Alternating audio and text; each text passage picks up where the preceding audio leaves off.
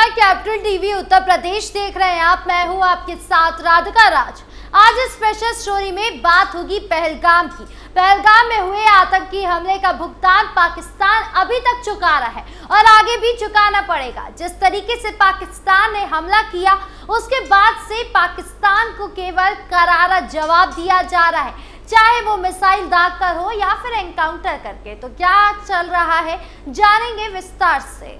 50 घंटों में 6 आतंकियों का सफाया। जम्मू कश्मीर के पहलगाम में हुए हमले के बाद भारत ने आतंकवाद के खिलाफ अपनी मुहिम तेज कर दी है और आतंकवाद के इस खेल का सफाया करने के लिए सर्च ऑपरेशन चलाया जा रहा है। पिछले 50 घंटे में भारत ने देश के खिलाफ रची जा रही नापाक साजिश के खिलाफ बड़ी कामयाबी हासिल की है। शोपिया और पुलवामा एनकाउंटर में 6 आतंकियों को ढेर कर दिया गया है। पहलगाम में हुए हमले के बाद भारत और पाकिस्तान के बीच तनाव बढ़ गया है। इसी के बाद भारत ने 6-7 मई की रात ऑपरेशन सिंदूर लॉन्च किया और आतंकवाद के खिलाफ पाकिस्तान को सबक सिखाया। इस अटैक में 9 आतंकवादी ठिकानों पर भारत की मिसाइल ने तबाही नाजिल की। इसी के बाद दोनों देशों के बीच तनाव बढ़ा और पाकिस्तान की तरफ से भी भारत पर हमला करने की नाकाम कोशिश की गई। पहलगाम हमले के बाद दोनों देशों के बीच शुरू हुए वार पलटवार को रोक दिया गया और सीज फायर हुआ। इसी के बाद भारत ने आतंकवाद के खिलाफ अपनी कार्रवाई और तेज कर दी और इसके नतीजे के रूप में जरा भी आतंकी हलचल का पता लगने पर सर्च ऑपरेशन चलाए गए। पहले जम्मू कश्मीर के शोपिया में सर्च ऑपरेशन चलाया गया। शोपिया जिले में मंगलवार यानी 13 मई को सुरक्षा बलों और आतंकवादियों के बीच मुठभेड़ हुई। इस मुठभेड़ में सुरक्षा बलों ने पहलगाम का बदला लिया और बड़ी कामयाबी हासिल की। शोपिया के एनकाउंटर में लश्कर-ए-तैयबा के ऑपरेशन कमांडर समेत 3 आतंकवादियों को ढेर कर दिया गया। शोपिया के इस एनकाउंटर को ऑपरेशन केलर का नाम दिया गया।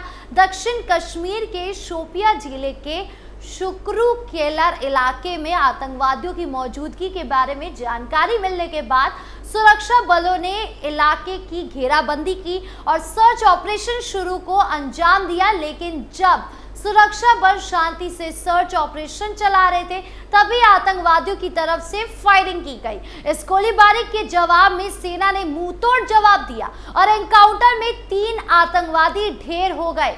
शोपिया में मारे गए तीनों आतंकी लश्कर-ए-तैयबा के हैं। एक शीर्ष पुलिस अधिकारी ने बताया कि एनकाउंटर में लश्कर-ए-तैयबा का ऑपरेशनल चीफ कमांडर शाहिद कुट्टे मारा गया। शाहिद कुट्टे शोपिया जिले के हीरपोरा इलाके का रहने वाला था और वो मोहम्मद यूसुफ कुट्टे का बेटा था। वह 8 मार्च 2023 को लश्कर से जुड़ा था। साथ ही शाहिद कुट्टे 18 मई 2024 को हीरपोरा में एक बीजेपी सरपंच की हत्या में शामिल था। दूसरे आतंकवादी की पहचान अदनान शफी डार के रूप में हुई थी, जो मोहम्मद शफी डार का बेटा है। वह 18 अक्टूबर 2024 को आतंकी संगठन का हिस्सा बना था। शोपिया के बाद सेना को अब 15 मई को पुलवामा एनकाउंटर में भी बड़ी कामयाबी हासिल हुई थी। पुलवामा के नादिर इलाके में त्राल गांव में सर्च ऑपरेशन चलाया जा रहा है। इस ऑपरेशन के दौरान ही आतंकियों और सुरक्षा बलों के बीच मुठभेड़ हुई। सेना ने इस एनकाउंटर में 2 आतंकियों को ढेर कर दिया। भारतीय सेना की चिनार कोर ने पोस्ट कर कहा कि 15 मई 2025 को अंतर्राष्ट्रीय एजेंसी से विशिष्ट खुफिया इनपुट मिलने के बाद भारतीय सेना, जम्मू कश्मीर पुलिस और श्रीनगर सेक्टर CRPF के अंतवीपोरा के नादेर त्राल इलाके में एक सर्च ऑपरेशन शुरू किया गया। इसी के साथ अब तक शोपिया और पुलवामा एनकाउंटर के बाद सुरक्षा बलों ने 5 आतंकियों को ढेर किया है। साथ ही ये साफ कर दिया है कि भारत की आतंकवाद के खिलाफ जीरो टॉलरेंस पॉलिसी है। पहलगाम हमले को इस्लाम से जोड़ा तो वही पहलगाम में हुए हमले की आग न केवल देश में लगी है बल्कि विदेशी देशों में भी इसमें अपनी प्रतिक्रिया जाहिर की है। दरअसल ब्रिटिश संसद में सांसद बॉब ब्लैकमैन ने जम्मू कश्मीर के पहलगाम में हुए आतंकी हमले की तीखी आलोचना करते हुए इसे एक सुनियोजित इस्लामिक आतंकी हमला करार दिया। उन्होंने पाकिस्तान अनधिकृत कश्मीर यानी पीओके में सक्रिय आतंकी शिविरों पर कड़ी कार्रवाई की मांग की और ब्रिटेन के विदेश सचिव डेविड लेमी से पूछा कि अंतर्राष्ट्रीय समुदाय इन आतंकी ढांचों को खत्म करने के लिए क्या कर रहा है। ब्लैकमैन ने कहा कि भारत में 22 अप्रैल को हुए पहलगाम हमले के बाद ऑपरेशन सिंदूर के तहत पाकिस्तान और पीओके में मौजूद 9 आतंकवादी ठिकानों पर सटीक हवाई हमले किए। उन्होंने इसे एक आवश्यक जवाबी कार्यवाही बताते हुए कहा कि अब अंतर्राष्ट्रीय समुदाय को आतंक के स्थायी समाधान के लिए पाकिस्तान पर दबाव बनाना चाहिए। उन्होंने अपनी संसद में दी गई स्पीच का video social media platform x पर साझा करते हुए लिखा, पहलगाम में हुए भीषण आतंकी हमले के बाद भारत ने ऑपरेशन सिंदूर के तहत 9 आतंकी गड्ढों पर सटीक हवाई हमले किए। अब जब शांति वार्ता जारी है तो मैंने पूछा कि ब्रिटिश विदेश सचिव क्या कदम उठा रहे हैं जिससे कि पीओके से आतंकी अड्डों को हटाया जा सके। विदेश सचिव डेविड लेमी ने संसद में ब्लैकमैन के सवाल पर जवाब देते हुए हमले को भीषण और अमानवीय बताया। उन्होंने कहा, जिस प्रकार से 26 लोगों को सिर से गोली मारकर हत्या कर दी गई वो अत्यंत भयावह था। हम इस आतंकी हमले की निंदा करते हैं और आतंकवाद से निपटने के लिए भारत और पाकिस्तान दोनों के साथ मिलकर काम करेंगे। लेमी ने आगे कहा कि ये केवल भारत और पाकिस्तान का मामला नहीं है बल्कि वैश्विक समुदाय को भी इस संघर्ष में सकारात्मक और निर्णायक भूमिका निभानी चाहिए। ब्लैकमैन ने इस हमले की पृष्ठभूमि पर गहरी चिंता व्यक्त की और इसे धार्मिक आधार पर निशाना बनाने वाला हमला करार दिया। उन्होंने संसद में कहा, यह हमला बेहद संगठित और सुनियोजित था। मारे गए 26 पर्यटक या तो हिंदू थे या ईसाई।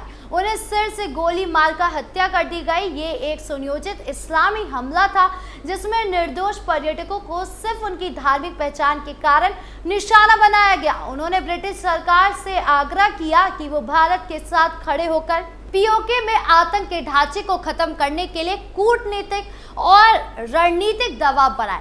आपको बता दें कि भारत ने 23 अप्रैल को ऑपरेशन सिंदूर शुरू किया था जिसके तहत पाकिस्तानी नियंत्रण वाले क्षेत्रों में स्थित 9 आतंकी शिविरों पर एयर स्ट्राइक किए गए। इसके बाद पाकिस्तानी के द्वारा भारत पर हमले की कोशिश का भी जवाब दिया गया। भारत ने पाकिस्तान के कई सैन्य ठिकानों को नुकसान भी पहुंचाया।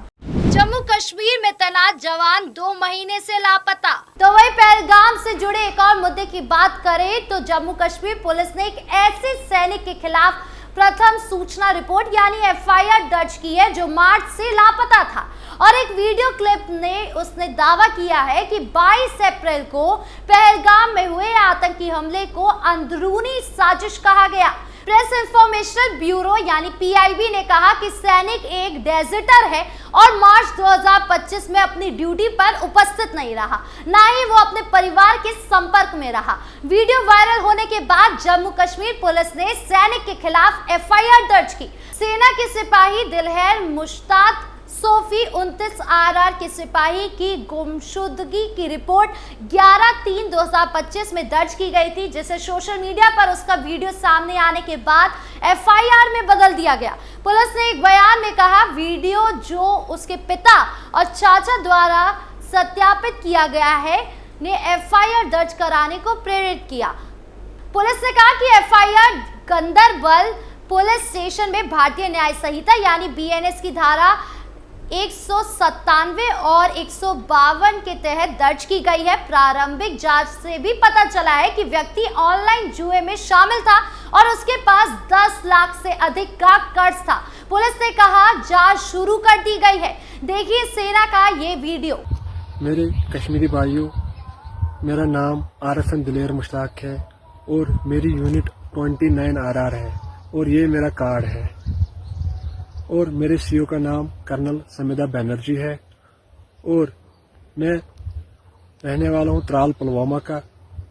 और मैं आज बहुत दुखी दिल के साथ इस मोबाइल का सहारा लेके आप पूरी कश्मीरी कौम और पूरी दुनिया को बताना चाहता हूँ। मैं अभी भी खामोश रहता मगर जो अभी ये वाक़या आ गया पहलगाम का, और मैं पिछले 8 साल से फौज में हूँ और पिछले 3 साल से मैं कश्मीर में ड्यूटी हूँ और हर एक वाकिफ से पता है मुझे। इन 3 साल ने मेरी आंखें खोल दी है। हर एक चीज से वाकिफ हूँ, कैसे क्या हो रहा है, कैसे फेक एनकाउंटर कर रहे हैं। और मैं अभी भी खामोश रहता, मगर जो पहलगाम का वाकया आ गया, जो ये 28 बेगुनाह मारे गए हैं, इसके पीछे किसका हाथ है? इसके पीछे भारतीय सरकार का हाथ है, रॉ का हाथ है, IB का साथ है और पूरी इंडियन आर्मी का साथ है इसमें। और मैं बताना चाहता हूँ, मैं अभी भी खामोश रहता, मेरी जमीर अभी ये नहीं इजाजत नहीं देता है।